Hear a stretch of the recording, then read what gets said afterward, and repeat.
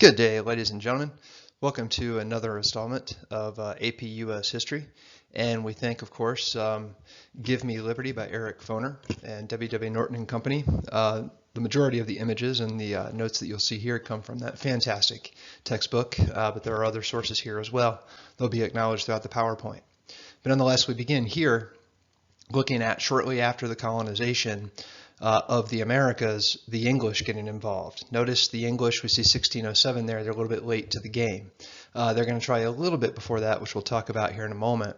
But compared to or contrasted with the Spanish, Portuguese, even to an extent the French, the English are a little bit later to the game of colonization.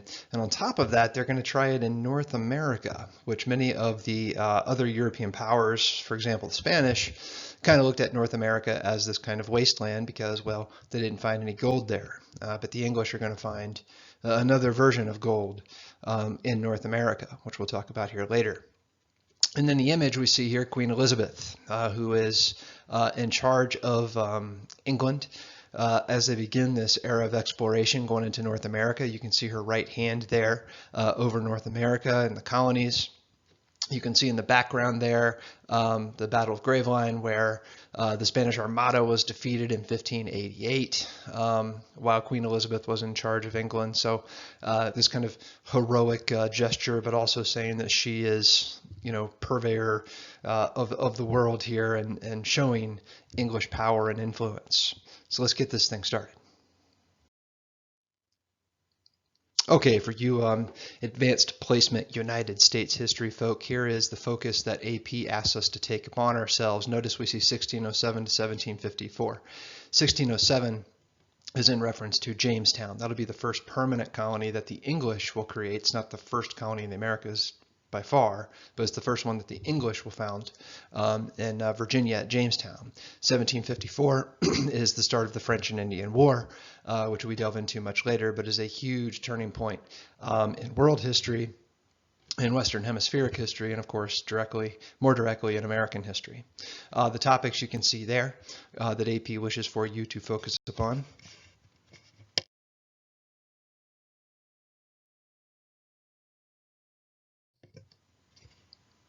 And then the objectives from the AP curriculum that they wish for us to focus in upon.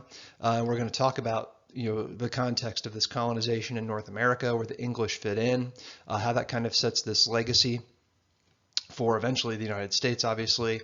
We're going to talk about how the Transatlantic System basically sets the Europeans on this trajectory of eventually pretty much global domination. They don't know that at the time, of course, but looking back, that's what historians do, and we can be boring too. But when we look back, we can see that that's what happened, right?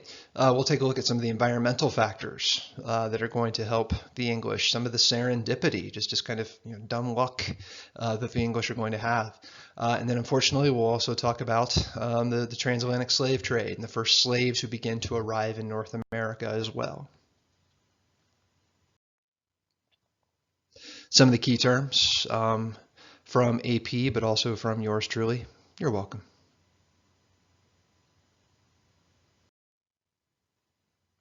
Okay, so if we were to look at the colonies in the 18th century, we would see quite a bit of diversity. And that's what I say there. Notice the diversity of the colonies. You can see that there are all different types of folk coming in from England, but also Scottish and Germans, the Dutch who tried to establish New Amsterdam and what eventually will be New York when the British, or rather the English, roll in there and take it over. Eventually be the British. But you can see the diversity, but also, of course, the African slaves being brought in as well, contributing to this diverse tapestry of humanity coming into a place that was already inhabited by diverse groups of Native Americans. But the English are quite a bit different from the Spanish because when the English come in, they're going to practice settler colonialism, which is basically the purposeful taking of land from someone else, pushing that other group off of the land so that you can replenish that land with quote unquote your people, which is exactly what the English are going to do, and it's not going to make them a whole lot of friends in North America or anywhere for that matter. Okay, so your first attempt by the English is actually at a place called Roanoke. We've all probably heard of Roanoke, and you can see the two guys here, Gilbert and the namesake of the town in North Carolina, Raleigh. But they try to found the Roanoke Colony, and actually we're going to see the first English person, Virginia Dare, young girl born in the Americas. But here's the problem: is that you've all heard of the lost colony of Roanoke because it quote unquote disappears. And there's a lot of historians who still debate today, archaeologists trying to figure out just what happened to these people. And there's new developments all the time, believe it or not, in that. But anyway. Here was the issue. This colony is going to fail because the English government in the 1580s isn't quite behind this whole idea of colonization quite yet. They haven't really gotten into the game and convinced Queen Elizabeth to begin this. But remember, 1588 is when the Spanish try to actually invade England, which ever since 1066 has always been, well, it was a good idea then apparently, but then a bad idea ever since after that. But nonetheless, once after that occurs, you can kind of see this trajectory. Looking back once again, they didn't see it, but this trajectory of the English kind of rising as a European power and the Spanish beginning this kind of slow decline after 1588. But nonetheless, this Roanoke colony is going to fail because the English government is not necessarily going to back this whole idea of colonization quite yet.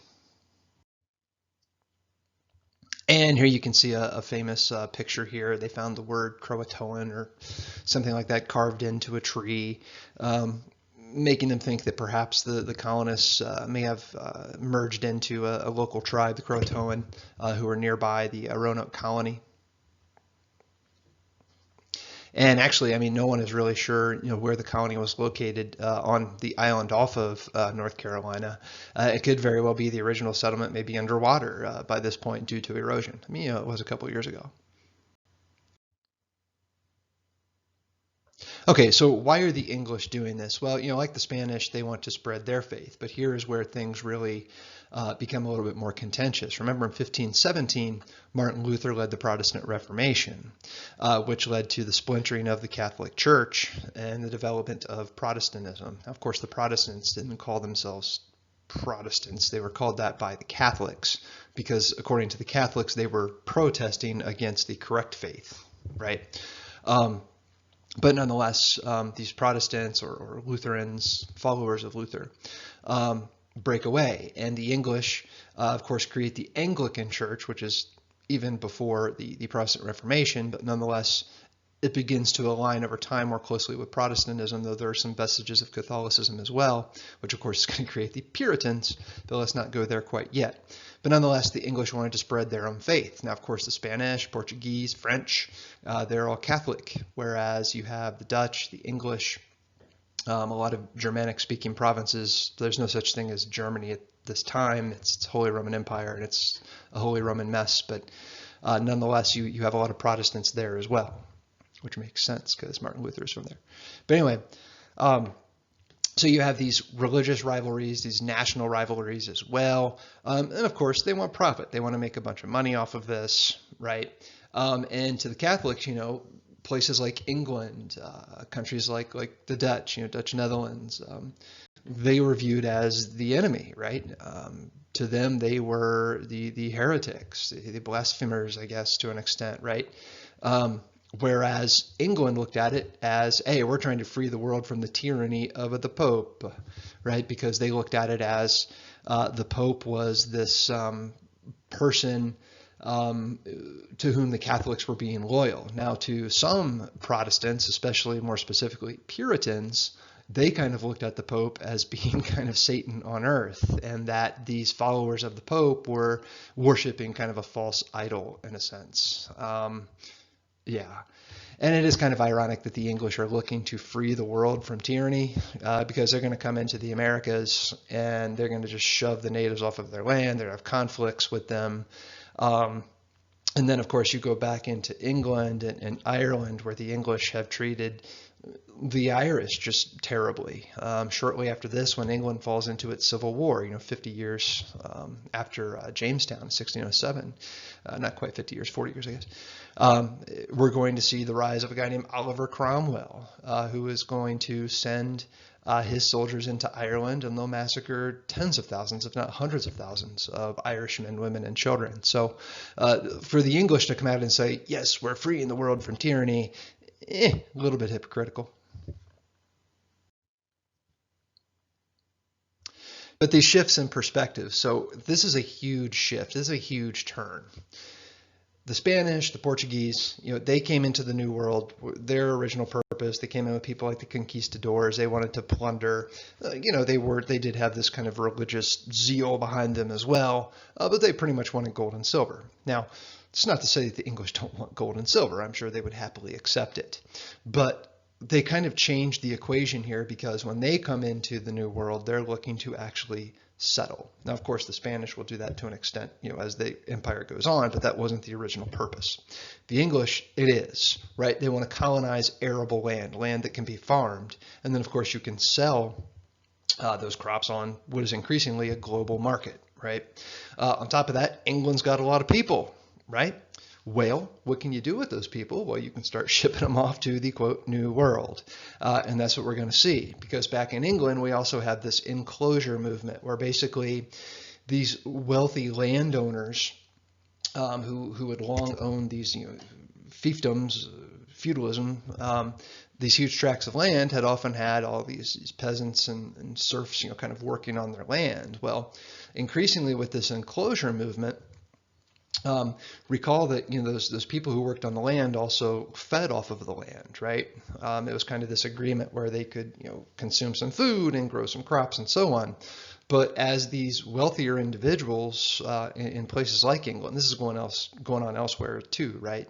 But as this is happening, basically they begin to kind of evict these smaller farmers, because they want to use that land for things like cash cropping, just growing one single crop, right? And trying to sell that not to their local markets or even to European markets, but to global markets, to all of those markets and more. And, basically the kind of idea then is what the English government figures out is, well, some of these people who are evicted, well, they're probably going to try to come to places like London, Cornwall, Manchester, wherever. But what if we can start to convince them to go to the New World? And why would you go to the New World? Because the fact of the matter is, if you go to the New World in the early 1600s in North America, you're going to get off the boat and you're going to die. It's true. So why on earth would you go? Well, number one, back in England, the economy is not exactly picking up. There seems to be a surplus of labor, right? In North America, there's this constant demand for labor. So that you could find, now of course it can be especially a demand as things become more settled by the English, right? But nonetheless, these people can go to the New World to get work, right? Of course, it's more complex than that, which we're heading down that road, so hang in there. England's population is more mobile. People are on the move, right? I mean, we don't have trains, planes, and automobiles yet, but people have to move to find work. The land in North America, well, there's a couple acres there, right? Ever driven across the United States? It's big. So there's a lot of territory, and we're just talking at this time, of course, the eastern seaboard, though, there, mostly Virginia at this point. But nonetheless, there's this mentality that the English have that really Western Europeans or even Europeans overall, a mentality that didn't really exist in places like North America. And that was this idea of land and freedom, land and liberty, that to own a large tract of dirt is freedom. So if I can own my own land, I can own my own crops, my own food, I can grow my own food, I can consume that food, and live off of the land, and that land is mine. And that is the ultimate freedom in the minds of the English.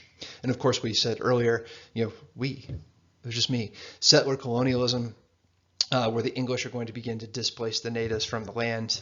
This is also going to occur. We defined that earlier.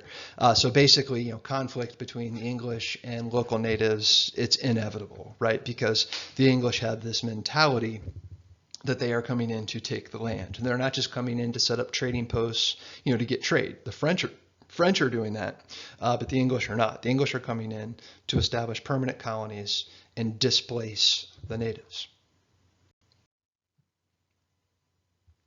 But then we get this guy, Richard Hakluyt, not to be confused with his cousin, Richard Hakluyt, but this Richard Hakluyt, who was a church official, a member of the clergy, is also an advisor to Queen Elizabeth. And he is going to be one of the driving forces behind convincing the Queen to begin this colonization of North America. He is one of the ones who talked about freeing the world from Spanish tyranny or from popery. Not like the smelly stuff, but like a pope. He might use, I think they used incense and stuff like that back then, but I digress. But nonetheless, this idea of freeing the world from tyranny, but also this idea of, we got so many people here in England, let's try to convince them to go off to this other land, right? What you would call an economic vent or a population vent, right? Because it has economic ramifications too. So here's an engraving that you would have seen back in the 1600s. Now, of course, what is depicted here would probably be Virginia, right? And old Theodore de Bry here is using this kind of promotional image to show people in England, hey, come on over, man. Look what happens. Everything is so bountiful, plentiful. Look how big the fish are in that pond over there. That guy's going to have to get a bigger fishing pole. People riding around on horses. Look at all the wild game, all the birds. This place is a paradise. The problem is that that's simply not true. If you come to the New World, to North America, to a place like Virginia in the year 1600 or 1607, you're going to die. Sorry, but that's most likely what's going to happen if it's not on the boat ride over, which takes quite some time, is quite expensive, which is, of course, is why you have signed a contract to be an indentured servant, which is another nightmare. Which we'll talk about later, then the natives will get you, or nature itself will get you. There's some delicious malaria in the water. You drink that water, you get dysentery and die a miserable death that way, or you just starve. I can't survive the winter. So, it's not this, right? But images like this are helping to convince colonists to come over to the New World. And you see another one here on the left. A pamphlet here, just 2 years after Jamestown is founded. You go to Virginia and everything's just going to be tremendous. Is the idea that you get there, but the reality is that for Native Americans, obviously, this is going to be disastrous. The disease that's going to come in, just the direct conflict that's going to come in. But basically, North America itself is it's unstable, it's dangerous, right? Natives are dying from disease, natives are attacking the colonists who are coming in, and vice versa, right? So you have all of these tensions, gripping the colonies. And really, when this colonization starts, the mother country is crucial. If the mother country is not backing 150 gazillion% of these settlements, they're not going to last. And not only that, they're still not going to last, so you have to have this sustained immigration. In other words, keep pouring more people in. Because, well, you know why. And you can see the people pouring in. Now, here's an important part, though. Notice how many are going to North America as opposed to the Caribbean. The vast, vast majority of people, whether they're coming from Europe or from Africa as enslaved, they're going down to what is called the West Indies, down to the Caribbean, down to places like modern day Brazil, right? Because they're working in the sugarcane fields, because sugarcane is the #1 commodity. The Europeans absolutely addicted to sugar. They can't get enough of it. Kind of sounds like today. And, basically these are the areas where you can procure that. Now, as we roll into the 1600s, mid 1600s, tobacco is going to join with that. it'll never override the demand of sugar, right? But nonetheless, it becomes also one of these huge commodities. Other things like rice, much later, things like cotton, especially with the Industrial Revolution, as we roll into the late 17 into the early 1800s, all these things become, in huge demand. But the number one thing that will remain for much of that time is sugar. And that's why you see so many people going down toward the Caribbean.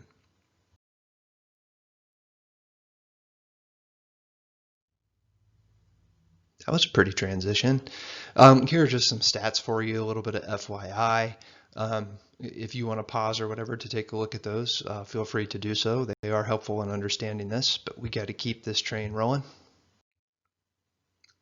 Okay, so the majority of people who are coming over from Europe are indentured servants. An indenture is a contract, an agreement, right? So basically, you would read into this propaganda, right, about the New World.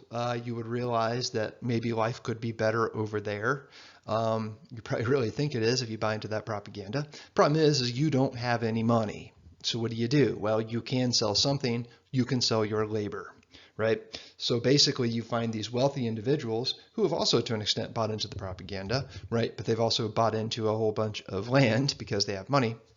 So basically you sell your body to that person for usually about 6 or 7 years under this indentured, under this contract. And it's not pretty. I mean, basically places like Virginia, Maryland, North Carolina, well, the Carolinas, these indentured servants are very much enslaved. They could be sold. If you became pregnant as a female, there are a lot of female indentured servants. That could extend the life of your contract. So being indentured, I mean, you could be punished physically, whipped, everything else as an indentured servant. So it's not great. Even as an indentured servant early on, you're going to die when you come over to the New World. Now, of course, the big difference between indentured servants and, say, African slaves is that indentured servants are still white. Increasingly by the 1600s, that is suddenly beginning to matter with the development of the concept of race. On top of that, as an indentured servant, you're still a member of England, a member as in a citizen. So English common law still applies to you. So you still have some rights, as opposed to an African slave who is treated and viewed as simply a commodity.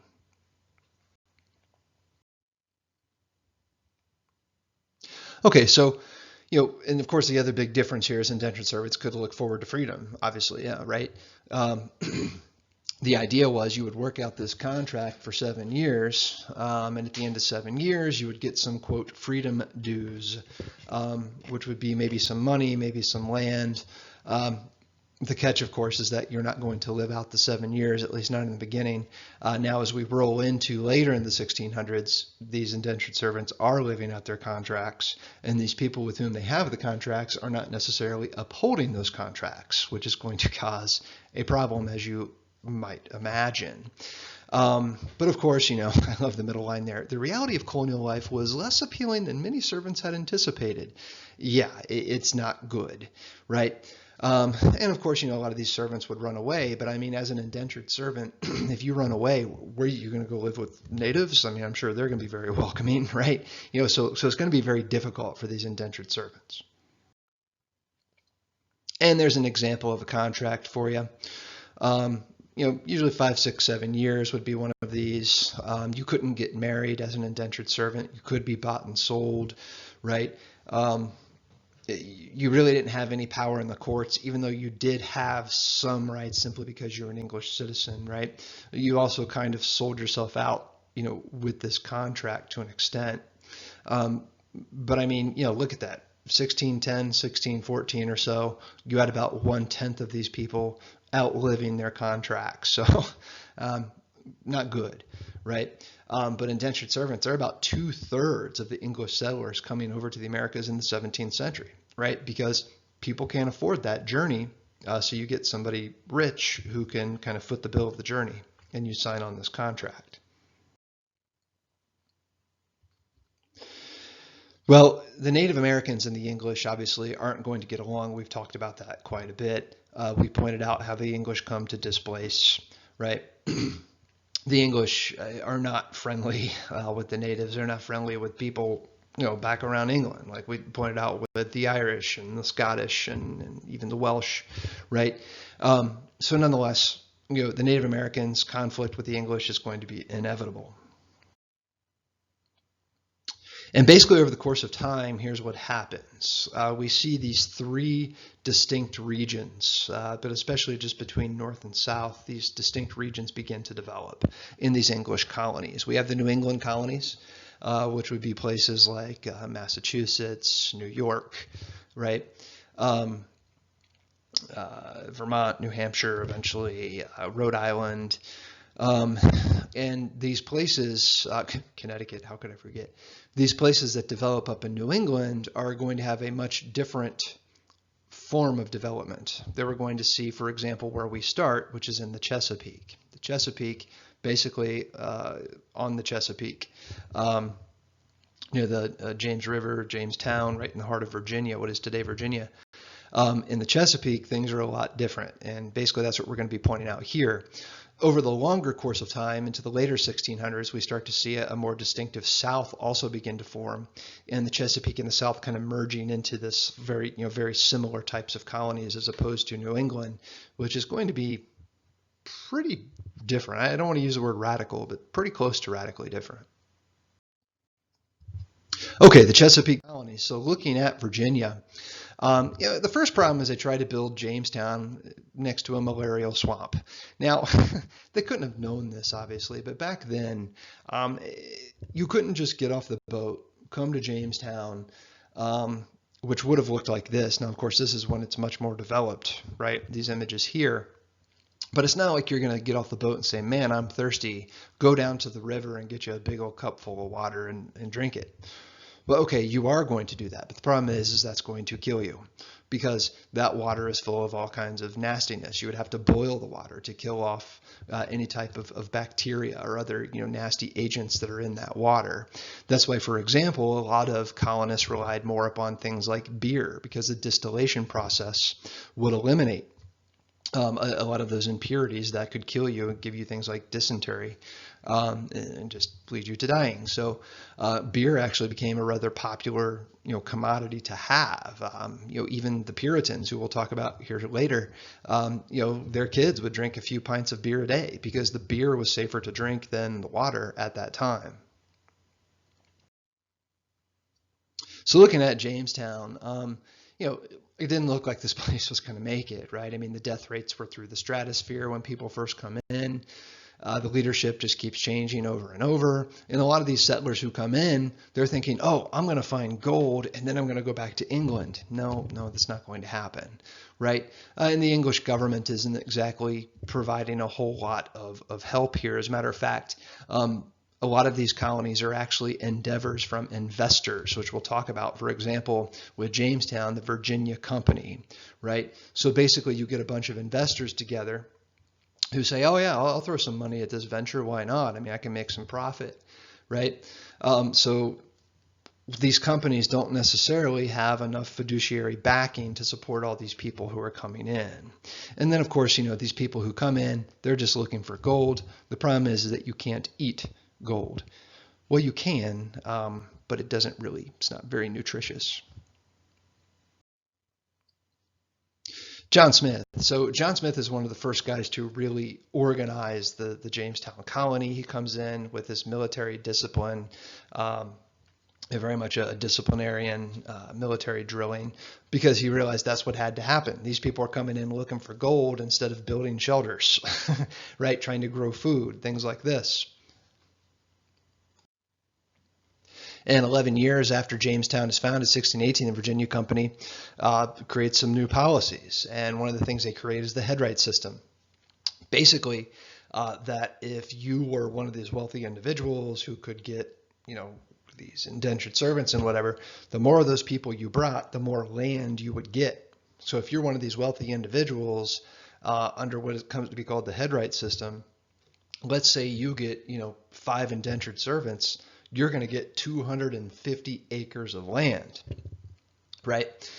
So maybe it'd be 300 because counting you, but nonetheless, you're going to get hundreds of acres of land, right, by bringing these people over. So what we're doing here is we're kind of seeing the foundation of this wealthy elite that are going to become established in this Virginia colony. And of course, you have John Rolfe. Don't get confused here. John Smith did not marry Pocahontas. It was John Rolfe. John Rolfe, who is going to bring tobacco to Jamestown. And frankly, that's what's going to save Jamestown.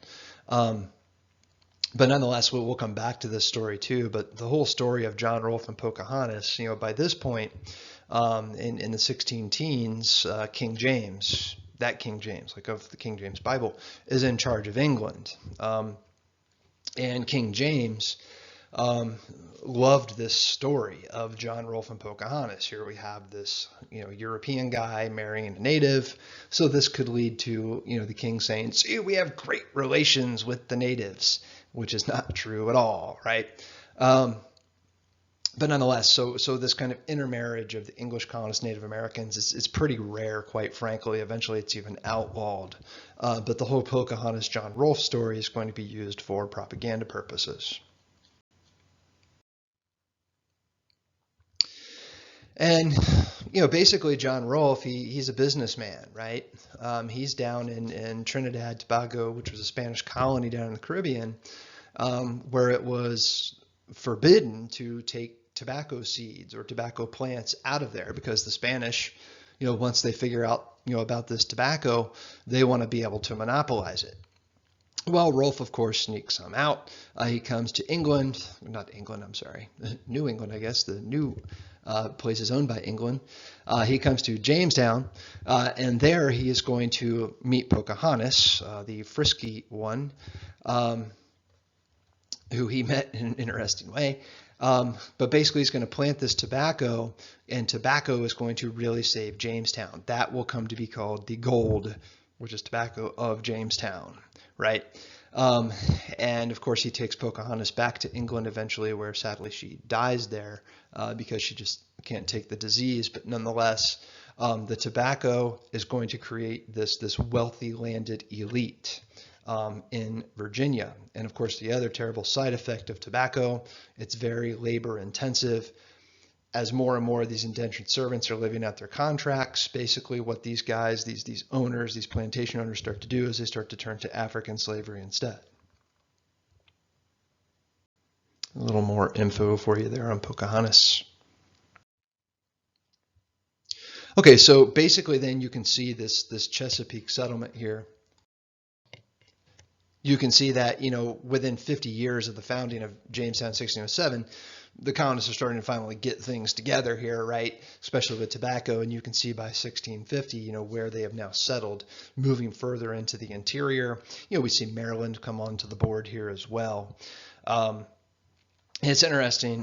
There was also some concern of Spanish spies at this time. 1609, a councilman, Captain George Kendall, fell under suspicion after another man, himself facing execution for threatening to strike the new Jamestown Council president, accused Kendall of being a Catholic spy. The council tried and executed Kendall in 1609. So this was the first capital trial and execution in English colonial America. Okay, so back to with the Native Americans, we basically just had this kind of on and off warfare between the colonists and the natives, and a lot of natives obviously dying as well from the disease and the superior weaponry that the Europeans have, though increasingly the natives are getting a hold of some of this too. The other problem too is that the English government would tell its settlers, hey, okay, you can't go there, basically further west, right? Because the further west people went, the more likely they were to get into conflict with natives. Problem is, those settlers, those colonists, they didn't listen to that, right? They constantly wanted this opportunity to get more land. And two, you would have the English, quote, buying land from the natives, but a lot of times they would just find like one native and say, hey, we'll give you some money if you say that this is ours. Okay, and then he would sign this piece of paper. But, the other thing too is that, a lot of English settlers, they're going to become reliant upon some of the native technologies that they find, like snowshoes and canoes, so they're going to use those things. The natives had already also cleared a lot of land for farming, so the English are able to take advantage of that as well, so that the English become very proficient and efficient at displacing the natives. And then, of course, we have epidemics just raging across the seaboard, eastern seaboard, that are destroying the natives, sadly. And on top of that, the natives had their own fields that they still, got crops off of, but we have all this new livestock being introduced. Remember, there were no pigs, no cows, none of this stuff was in the Americas. So the land that was being farmed by the natives wasn't prepared for that influx of these animals. So they destroy crops, destroy fields, everything else. And on top of that, you have a lot of deforestation as the English settlers tear down trees to build their homes, burn fires, whatever. So we have this kind of destruction of the landscape. They've already used it to get tobacco, which is going to greatly enrich them, but then they're also manipulating the land, which has these adverse effects on the natives.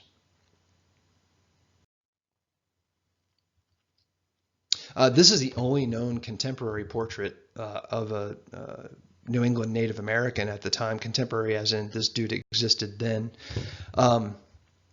And this guy, you can see that he has some of these European manufactured things. So we can also see that the natives are beginning to adopt European made wares as well. Okay, so in Virginia, outside of Jamestown, these colonial settlers are actually going to create their own governing system, their own legislature. Why would they do this? Well, they're thousands of miles away from the King James there. So if you're still taking orders from the English Parliament, the English King at this point, because he was still ruling absolutely, then it's going to take months for any type of directive to get there. If you need help, if decisions need to be made collectively, it's just going to take too much time, right? And you have emergencies in Virginia now, right? If you're these colonists, you got to deal with natives, you got to feed your own people, you got to divide up the land for profit, everything else. So what they decide to do is they just create their own government, the House of Burgesses. And the House of Burgesses, there it is, in what is today called Williamsburg. Very cool place. But nonetheless, for them to create their own Congress is going to be infuriating to somebody like King James, who, had you asked King James, he would have said that he was in charge because God put him there, the whole idea of divine right. And he would have said that he owns all of these places and that he controls these people, right? So for them to create this kind of throws a wrench into that whole idea. And it also spells this beginning of some semblance of independence for these colonists. But what choice did they have? They're thousands of miles away, right? And you can actually take a look inside if you want to check out that YouTube video. It's pretty cool. So the House of Burgesses, which is founded about a dozen years after Jamestown itself was founded, it's this first elected assembly. Now, of course, who is going to hold power in this elected assembly? What's going to be the wealthy, right? It's going to be the ones who own all the land and control the tobacco. As a matter of fact, one of the first laws the House of Burgesses creates is how much tobacco shall cost, right? Because tobacco, you can tell by 1619, 1620, has become just absolutely essential for the survival of this Virginia colony.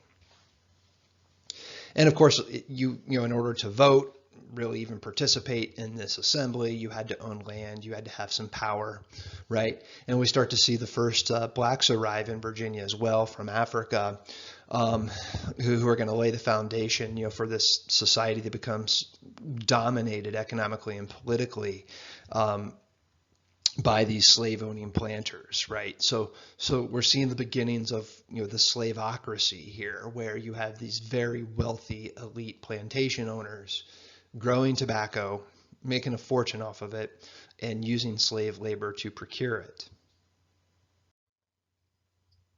But a lot of women are coming as well, and a lot of them come as indentured servants, and it's not pretty. Women are, they can be raped, obviously, physically punished, and they don't have any rights as indentured servants for the most part. But as a single female, perhaps this was the venture that you might choose to try to make something for yourself. But men really remain the majority of the population in Virginia overall. And the first Africans, when they arrive by 1619 in Jamestown, we're not completely clear what their status is. We as in, well, not we, them, the colonists, right? They're slaves, but maybe indentured servants to an extent, right?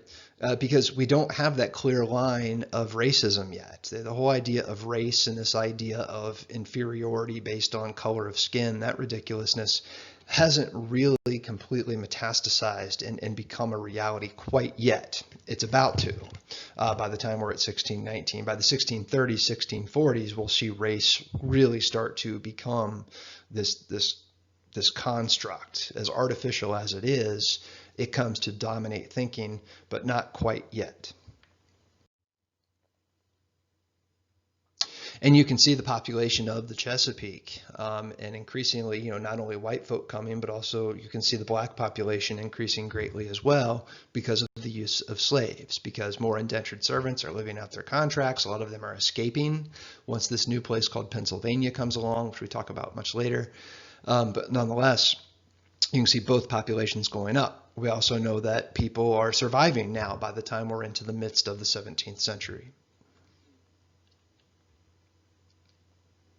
And you can see this great increase in slavery as we roll into the 18th century, the 1700s.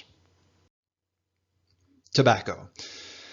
Tobacco is central to all of this, quite frankly, in the Americas, in Virginia, later on North Carolina, and some of these other places that are founded.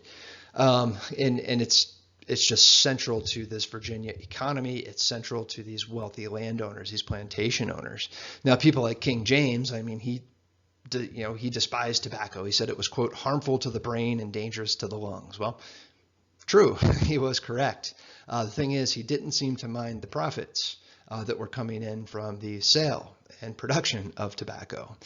You had a lot of Europeans that thought tobacco was actually medicinal, that it was good for you to take in this plant.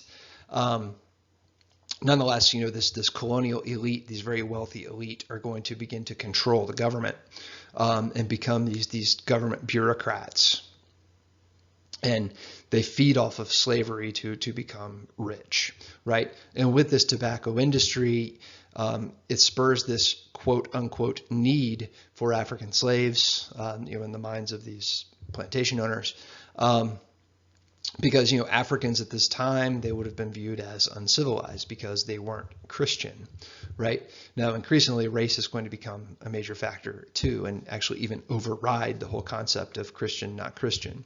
But two, they can't really enslave, settlers, right? Because of English common law and so on, and they can't really enslave natives either, right? So they begin to turn to African enslavement.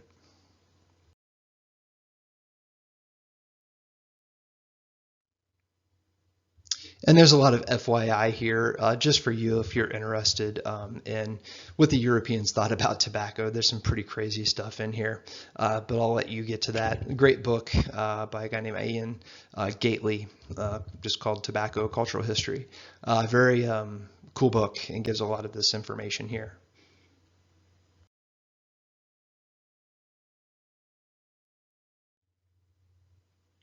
A little more FYI for you on tobacco.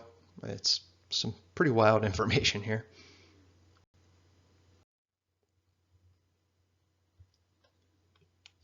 So basically, society itself kind of dwindles in importance, right? And these planters scramble from England to Virginia just to make a quick buck off of tobacco, get rich quick kind of plans, right? So basically then, we just see this kind of small, social political elite who control the tobacco, control the land, control the wealth, all the profit. Sort of. We'll talk about mercantilism later, but nonetheless, that's where the power really lies, and you still have some indentured servants coming in, but increasingly it's more rare. And as we pointed out, it is the gold of the Chesapeake. That's a tobacco plant there.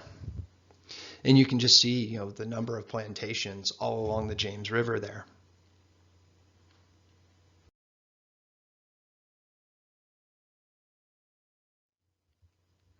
Some more FYI for you about tobacco.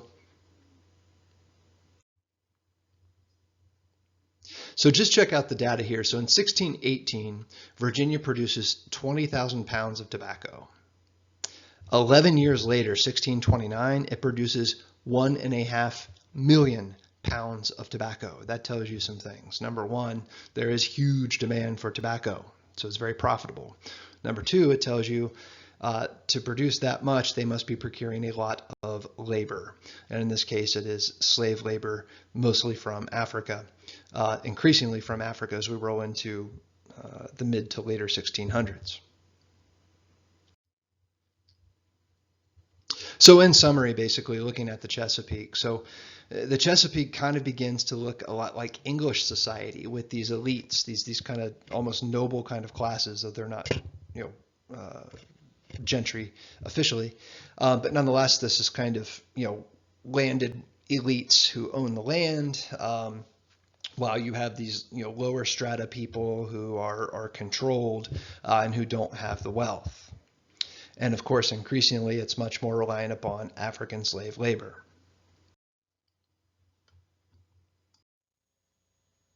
Now, the New England colonies are going to have a much different development trajectory than we saw in the Chesapeake.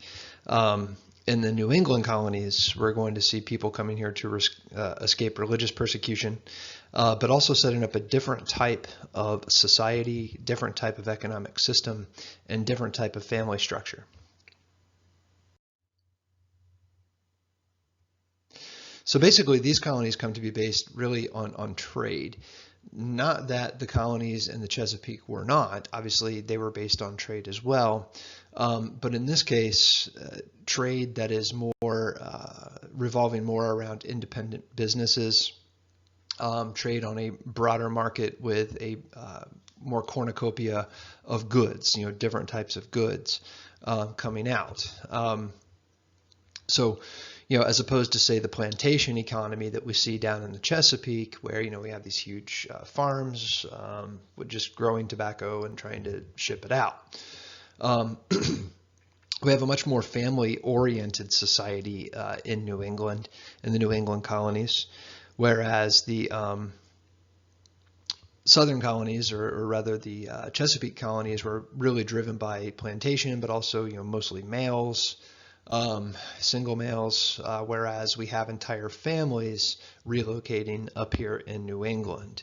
And of course, another huge difference is the focus on faith, in particular the Puritans. The Puritans are going to be some of the first English folk to come over in New England, a good, almost a dozen years after Jamestown is founded. And the church is going to become very central to life in New England as opposed to in the Chesapeake. So the Puritans, this whole movement began within 50 or so years of the Protestant Reformation. The Puritans are Protestants, were Protestants, but they believed in a more strict version of the Bible, a more literal interpretation of the Bible, and very strict adherence to church doctrines. They end up leaving England, more specific. Well, they leave England, they go to the Netherlands, find out that's not good enough either, and they start to come over to the Americas. Now, they originally, these people called the Pilgrims, they're called Pilgrims because they're on a pilgrimage. That's what pilgrims do. They go on long journeys. These just happen to be Puritans. The original destination was going to be Virginia. They get blown off course and land north up in modern-day Massachusetts, Plymouth Rock. But to them, they wanted to escape the Church of England, which they felt was, still too Catholic in its rituals, its doctrines, its decor, practices, all these things. As a matter of fact, to the Puritans, people like the Pope were kind of Satan on earth. They felt that Catholics were worshiping a false idol, that they were just evil, basically. So the Puritans, they're different. And basically, they refuse to buy into this whole, where you have a pope running the entire show, this kind of hierarchical structure. But of course, the Puritans too are going to be famous or infamous for the Salem witchcraft trials in the early 1690s, which is part of their kind of peculiar beliefs, but also the peculiar beliefs of society generally at this time. There's still a belief in things like witches and sorcery and these types of things. But there's no question that the Puritans hated Catholicism. It's pretty straightforward. And the Puritans believed in this concept of predestination. What the Puritans argued, and a lot of this came from John Calvin, they argued basically that because God is perfect, God is omniscient, God already knows the destination of your soul before you're even born, right? So in other words, as soon as you are born, it's already been determined whether or not your soul is going to be saved, okay? So basically, all these Puritans seek salvation, but God had already determined who was going to be saved. So then God's will, though, was still ultimately unknowable, right? You don't necessarily know if you're one of the chosen, per se, right? So basically, they would kind of look for signs of whether or not. If you were prosperous, if you led a good life, if you went to church constantly, and I mean constantly because they went to church a lot, if you were just a good human being, right, that was a sign that you were predestined to go to heaven, right? It wasn't a guarantee because they don't know, right? If you participated in immoral activities, immoral behavior, crime, criminality, prostitution, worshiping false idols, whatever, that was a sign that you were not one of these saved peoples. And shouldn't be a surprise when the Puritans come in. Of course, one of the first books that they'll print will be a collection of Psalms, so something biblical here. And they're going to open up a printing press in Cambridge, Massachusetts, and it's also going to end up being the foundation to the founding of a university there called Harvard. But nonetheless, that's another huge difference between these New England colonies and the Chesapeake, is that we have a focus on education. We have a focus on reading, going to church, and these types of things. And here you see an engraving of Harvard College. Paul Revere, we'll talk about him later. So basically, this first group of Puritans, we call them the Pilgrims, right? They went on this pilgrimage. They fled England, went to the Netherlands, fled the Netherlands, came to the Americas. They wanted to go to Virginia. They get blown off course. But one of the important things here about these peoples that come over is that they draw up this thing called the Mayflower Compact. Their ship is called Mayflower. But while on board, they come to this understanding of, look, we're getting ready to go into a land that is very much unsettled. We could be surrounded by enemies. We need a set of rules where everybody is on the same page, basically, right? So all these adult males basically agreed to, quote, or rather to obey, quote, just and equal laws, unquote, right? And that they would have, representatives that they would choose. So this is considered by some historians to be the first real written frame of government, the first kind of constitution, if you will, that's going to become the United States, right, in a sense. We had the House of Burgesses down in the Chesapeake, of course, but we didn't really see this kind of large document and agreement. They had all kinds of laws that they passed, right? But we didn't really see this type of unity and this idea of equality before the law in the Chesapeake. We do see it in the New England colonies. Now, of course, not everybody is equal, though, either, in Puritan land, which we'll talk about, too. And basically, this Plymouth colony is pretty small. Eventually, they'll merge with the Massachusetts colony or Massachusetts Bay, and it's a massive colony. It actually goes all the way up through modern-day Maine. And please check out this clip here that will talk about the Pilgrims Arriving. It's a good show. Give it a check. So this Mayflower Compact, I said Constitution. It's not a Constitution per se, right? It's this agreement for this kind of government, but in a sense, that is what a Constitution does. So it's certainly not as formal as the Constitution that the U.S. government or governments have today, right? But nonetheless, it does call for this civility and equality, at least among males, within this civilization. So basically, we start to see a lot of town assemblies, town meetings. That's the other big thing about New England. It's very much town organized, right? As opposed to the Chesapeake, where it's just these vast, sprawling plantations. There is the ship recreated. There you go. So a lot of good fortune for these pilgrims who come in, and you can see how quickly they're going to spread out throughout the 17th century. Where they land, Native Americans had already cleared the fields, right? So it's going to help for them to be able to settle in there. A little FYI for you if you're interested.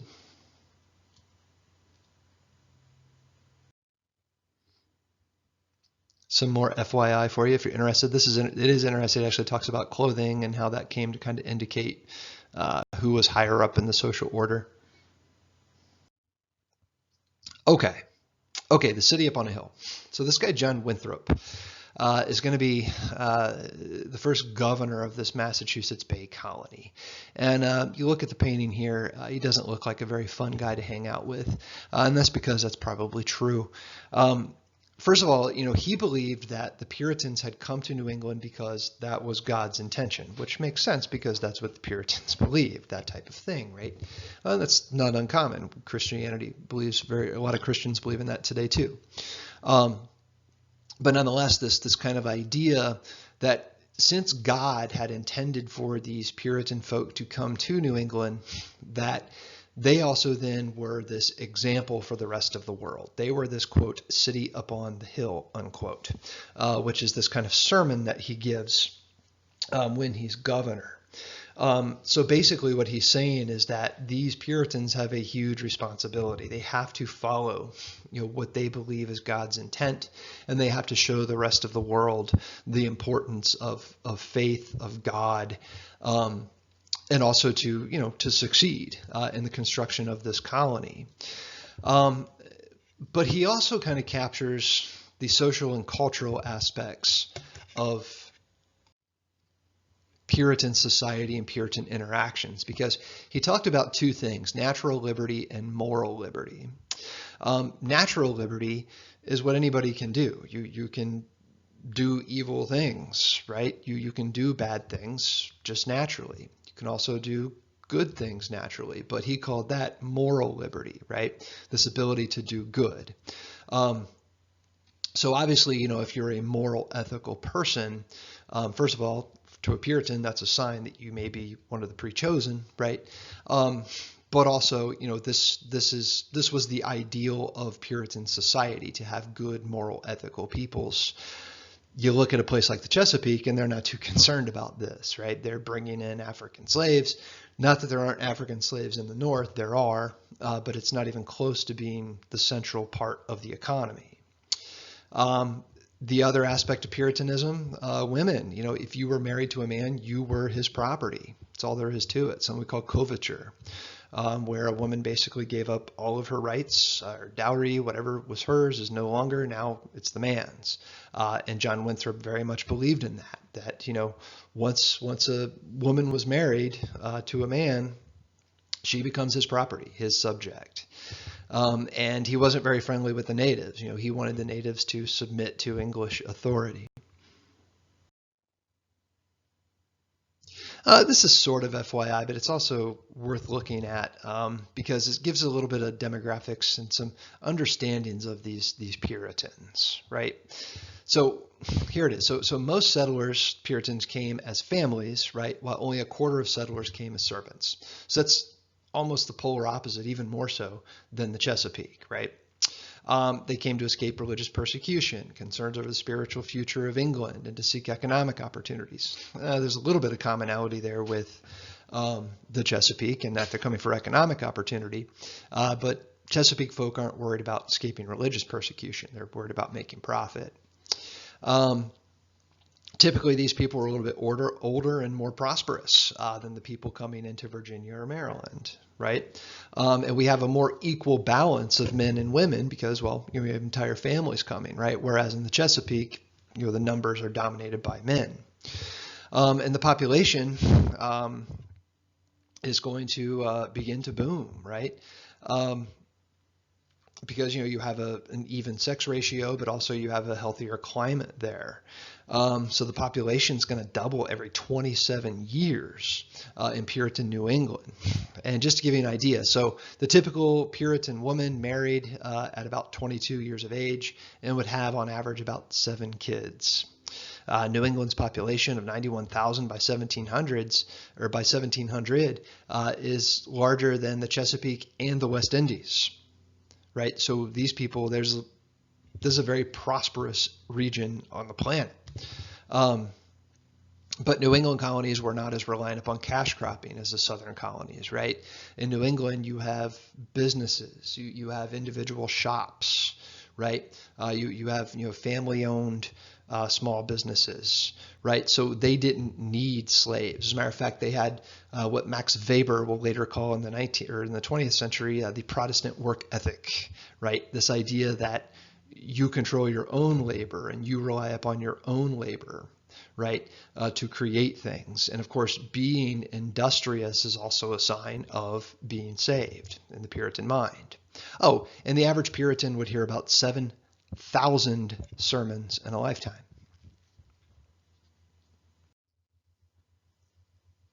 Here is the Savage family. Like a friendly bunch. So basically you can see here these colonies that are emerging inland now as we roll it through the 1600s in these new places that are being set up. So we're going to see some new colonies come onto the board. Here's your first major self-portrait in the Americas. Looks real friendly. Here we see a Puritan woman, and basically what women were taught, as we pointed out earlier with Winthrop, was that for a woman to achieve freedom, she has to be controlled by her husband, which, what? It's true. But nonetheless, male authority was unquestioned. But looking at Elizabeth Freak here and her baby, what you also notice is how well dressed they are, right? So first of all, to commission a painting, you have to have some wealth.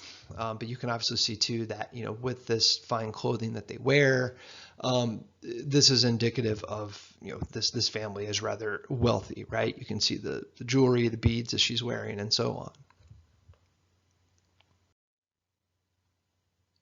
So these differences then that emerge between North and South, between New England and the Chesapeake. So New England is organized on these kind of self-governing towns, right? An economy that's trade-focused, family-oriented, right? Whereas the Chesapeake is this plantation-centered society, almost completely reliant upon slave labor, increasingly African slave labor throughout the 1600s. Puritans, they feared this whole idea of excessive individualism, right? Because that would threaten social harmony, community stability, right? Whereas the people in the Chesapeake, they were individuals. It's these individual males coming over, these wealthy planters, plantation owners, and making huge profits. And reading and schooling, not a whole lot of reading and schooling going on down in the Chesapeake, whereas it is central to life up in New England.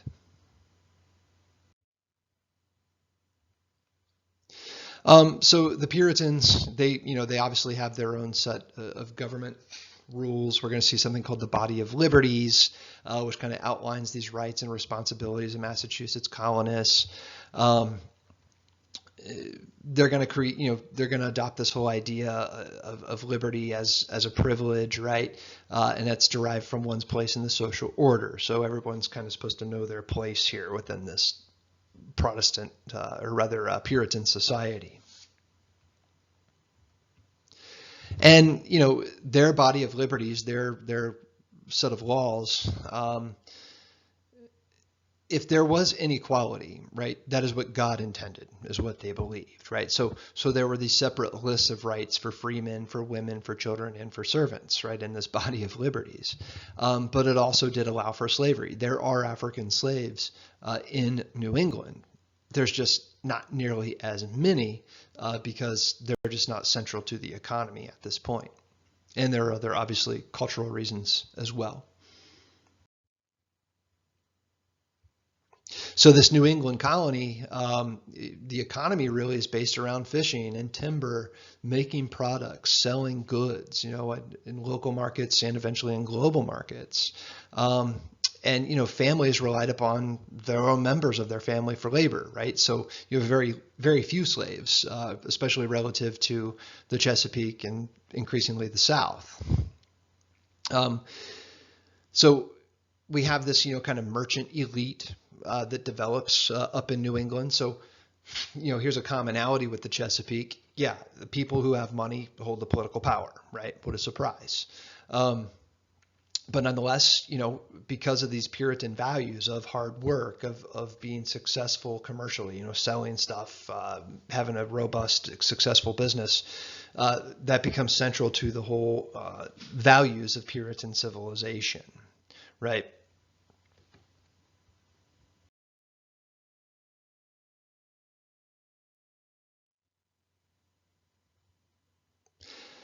So here are some stats, facts for you. I'll let you look at that.